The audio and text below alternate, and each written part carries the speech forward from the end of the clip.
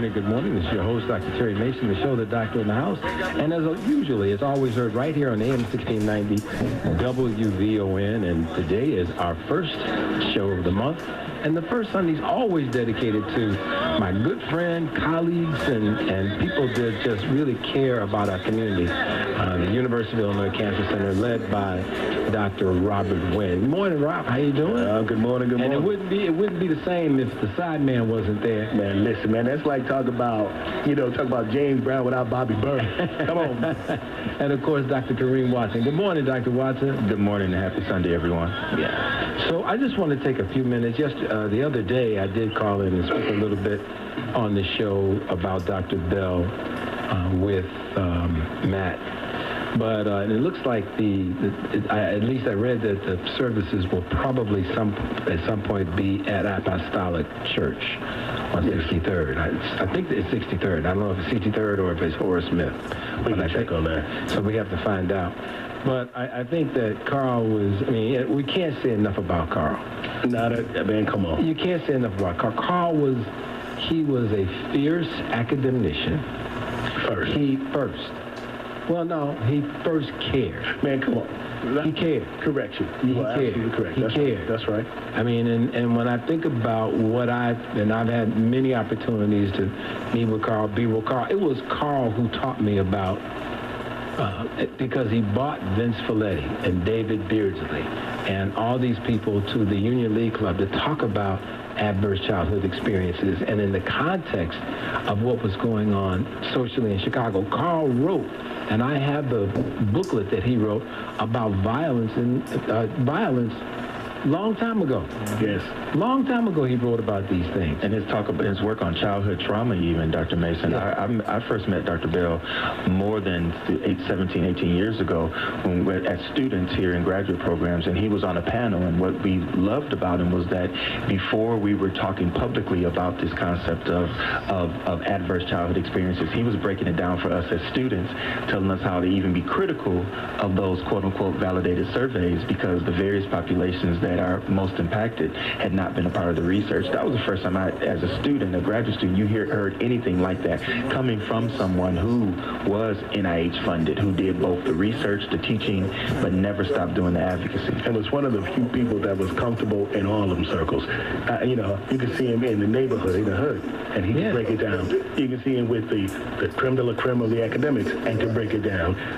It was just this comfort level that he could always carry the message, because it was coming about, he cared about the community. Mm-hmm. He's doing the work for the community. That's right, and always has. I mean, I met Dr. Satcher and working with Dr. Bell, and Dr. Satcher is another one of those giants.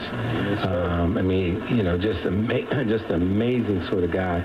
Former Assistant Secretary of Health and Human Services, former Surgeon General. I mean, just and a gentle giant, what he's done or tried to do in elevating some of the research at Morehouse College and some of the work that he's worked with governmental officials about trying to think about how we take some of these scientific approaches to solving some of the problems. And Carl was always a part of that. But Carl was also a martial artist. Mm-hmm. And I remember one time we were at the University of Illinois, and he said, "I want you to try and move me."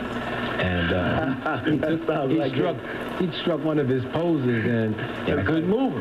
Good mover. That's right. But the thing that I remember when I was at the Chicago Department of Public Health, the conference he brought on about adverse childhood experiences, and actually, if we had been funded, we would have done what Roy Wade has done in Philadelphia now, because the adverse childhood experiences was based on a study of people with Kaiser Permanente that were it started out as an obesity study. It was never a study designed to do what it finally did. It was an obesity study. And Dr. Folletti was an internist working with Kaiser, and then what they did was they took this very homogeneous population in San Diego, California, where they were trying to understand some things about obesity. And there was, I remember Dr. Folletti not writing, but having a conversation, and he talked about how they were looking at, particularly with women, that some women were becoming obese as a protective factor against rape and all these things that were happening in this very homogeneous population in San Diego. And then we questioned, and Carl questioned, the fact that the population, it was a subset of about 85,000 people, and in the 17,000 people that were in that, roughly that were in that subset, most of those were people from San Diego, which meant it was over 70% white. There was only 4% black, I think, if I remember my numbers correctly, in that study. And there were also, from an educational point of view, many of the people in that study were college educated, which is why I was so glad that Dr. Roy Wade, did what he did in Philadelphia, because they had no one in that study that looked at violence in their community and things of that nature. They had some violence, but it was things like incest and stuff like that was in Folletti's study. So after I understood that and talking to Carl, I was not as convinced, and I was not a preacher of the adverse childhood experiences as much as other people were, only because I knew when you looked at that study population, it was not representative of what we saw in our communities. Yeah, and Dr. Bell really encouraged you to, although he encouraged you to go to the literature, he wanted you to go there only to, and Dr. Wayne, you teach the same message today, go there to know what's missing there. You recall he did a popular interview that he talked about the first parent he saw. He treated a child back in 1976 who had witnessed her mother stabbed, and then he went to the literature to try to see, as a psychiatrist, how do I quote-unquote practice evidence-based medicine? So went to the literature to see what was there, and it was nothing found. And we still have this same conversations today. You see something in the community, whether you're a researcher, whether you're a clinician, even whether you're a dietitian, you see something in your community as a need, go to the literature and it's not there. And this is why I'm thankful that Dr. Wayne and others say we have to be a part of the literature. We have to be able to tell our stories in that literature space, in that academic space, but also to be able to do what Dr. Bell did, is tell that story in the community space as well. And you know what I really appreciate about him, and it was funny that you said the karate pose, because he, that was my first intro to him, coming from Colorado to Chicago. I'm like, man, who is this dude, right? But in thinking that, beyond that, the story that you told about he couldn't be moved, the reality is he was positioned and so solid in his commitment to the community that he couldn't be moved. And so when literature that others would say, well, this is the literature of the day, he would say, I will not be moved because it's not my north and it's not the truth. Because if you don't have X and Y at the table, you only got part of the story. And so his belief in community and his belief in the work actually really made him, for me, a solid sort of mentor, solid sort of figure for me in the context of recognizing that sometimes you know and you don't have to be validated by someone else. You validate yourself. Absolutely, and that was what Carl really tried to do. That was his addition to the body of work. And as he moved on and was at the University of Illinois, he and Karen Taylor Crawford were over at the University of Illinois really trying to deal with this whole issue of childhood trauma, but in addition, some of the behavioral things that they were beginning to see. And as Carl went on, I remember very vividly, because I was at the city in the Department Commissioner of Health of the city, when there were real issues around trying to get funding. I was the one that was there, and I'll say this right now, when we talked about the closure of the mental health clinics, those closures happened because the city refused or cut the budgets, and you didn't have the people to safely run them. So we had to consolidate with what people were left to be able to do this work. And so Carl also was actually having challenges with the state around that same time in terms of payment, in terms of validating that the level of care that was needed by the people he was serving, particularly the Community Mental Health Council, had a higher intensity and need for services than what they wanted to pay. And they needed psychiatric help, not psychological help. So this whole thing was really very, very important. And eventually, because of these financial issues, the Community Mental Health Council closed. And then I remember Carl taking a desk, putting it out on the sidewalk, and continuing to see patients. That was Carl. That listen, cannot be moved. Could not be moved. Could not be moved. And then he went over and did an amazing work at Jackson Park. Yeah. And I'm sure there's other things I don't know. I mean, that's where his actually it was at the Betty Shabazz school that, I mean, you think you were there, where he unveiled his book talking about fetal alcoholism. That's right, yes. Actually, fetal alcohol syndrome spectrum disorder, because it's not a disease, it's a spectrum.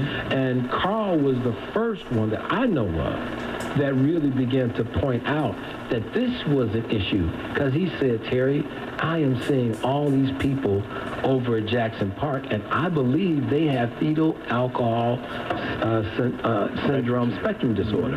And because I just see it, and that's why he wrote that book. So I just am grateful to have been in that same space with Carl, to have some of that not being moved, that we academically, I mean, we know better, we got to do better. That's right. We got to do better. And there are a number of people, not necessarily with any malice intent, but perhaps sometimes deliberate ignorance to trying to really get to some of these things. And that's why this show is so important. Because you know, Rob, you are like the same, in that same ilk. And I'll tell you that what people don't know is the amazing institutional inertia against us in these places of higher learning. They will put on a nice face when they go out in the public. They will bow, dip, grin, smile, do what they need to do for the politicians, because at a state school that's real important. But when you really want to do beyond what they think needs to be done in the context of the way that they define a problem, which is not the problem. It may be part of the problem, but it is not the problem. And the thing that I think that's important, and why this show is so important, is we have to advocate for what we know to be the right thing to do. And it doesn't matter about, I don't care how big you are or what position you hold. You know, there was a time you weren't there either. So we have to. Come on, man. No, I mean, we just have to be. Come on, man. We have to say it and move forward. We're in a position that we don't have our institutions anymore. They have slowly becoming extinct around the country. I have a book by Dr. Wesley that talks about the disappearance of black-owned hospitals across the country. There have been many, many things as we talk about the activities that are either present or not present in our own communities anymore. These things, as we talk about gun violence and what have you, those things are not, gun violence is not the problem in our community. That is not the problem. The problem in our community has been the systematic destruction of the family. Which leads to symptoms. That's right. Violence. Exactly. Those are, and we look from a policy point of view, over the last 50 years or so, we can see how the family has been the family unit has been systematically destroyed, and it's been destroyed by programs that were masquerading as good programs like welfare and other things. But that's a whole nother show for another topic. And in the spirit of Carl Bell, that's why I sit here and have been sitting here now, I think, the longest running talk show that we have. Man, come on, because it's about, again, not being moved. Not being moved. And understanding that your north ain't just in some paper. Sometimes you know, because you can see and you can feel with your own eyes, I don't need to be validated by somebody else. No. But the one thing I think that I actually wanted to also point out with Carl's is those champions, like yourself, Dr. Mason, who are doing the work for the people, right? The work of the work, right? Yeah. Those people also, how do we do a better job as a community in re-engaging and supporting them? Because you mentioned something before the show that African-American men, particularly African-American physicians, died at a much earlier age. 57, according to what the National Medical Association wrote. And that's definitely according to their colleagues. And so the question is those who are doing the work of the work, right? How do we as a community also support them? Because we look to them to lead everything, not understanding that we have to support as well. And then, and in the spirit of Carl Bell, if he were here, he'd be saying, so brother, you need to look at all of those things, you know, and trying to put that. And he put that hand up. Come on, man. He put that hand up and take a slow breath. But Carl was also a family man. That's for sure. You know, he was private, but he was also a family man. And he was committed to try and make a better world, not just for his children, but for all of us. And to that, and according to the Sun-Times, there is going to be a service, don't know the time, at one of these apostolic churches, but we'll find out. We could put it on our website, too. And Dr. Mitch, the one thing, too, I want to talk about is the importance of not getting weary in our well-doing, too, because he stayed optimistic about the work. Yeah. And despite all the trauma that he saw, and like you said, even experienced, he remained positive, remained optimistic, and as Dr. Wynn said earlier, had a North Star that he was always striving towards. And as the beautiful article wrote about him today, he didn't get discouraged because he said he's seen the progress. He's seen where we started, but he also sees that we're moving forward. And that's something that we have to be reminded of. But we also have to understand that like you said, there can be that institutional trauma that you're fighting against as well that can take a toll on. But you know what? It is important, again, to always recognize your win. Sometimes we are so self-absorbed and so looking about, well, we got that, what's next? Sometimes you have to look about where we are, too. That does keep us in the game. And that's why it's important that we have, and I know Art and Alan and Mary and everybody else. We'll pick them up after the break, We'll pick them up after the break. But I think that it merits a discussion about how do we begin to support the Carl Bells of the future. That's right. How do we begin to support the Rob Wins of the present? Mm-hmm. You know, so that we need to make sure that there's a way for us to do that in a way that makes sense. So we have to really think about this and really think about how we move forward. So I'm going to, let's do this. Let's take one call before the break. We got a minute before the break. Art, you're on the line. Go right ahead with your question. Hey. Yes, sir. Good morning, young man. How are you, sir? I'm doing well. All right. I'm a strong component of community codes of conduct and family values. We can continue to get around this, but at the end of the day, the biggest cancer in our community is broken families, drugs, and alcohol, which leads to a lack of community codes of conduct because we got away from the basic fundamental principle is the advancement of family and community codes of conduct. Well, we're not going to be able to come. Art, I don't disagree with you. I don't disagree with you, but what I want to do is make sure that we talked about that just a moment ago, about what we said about the family. Go on to Alan. Alan, you're on there. Go right ahead.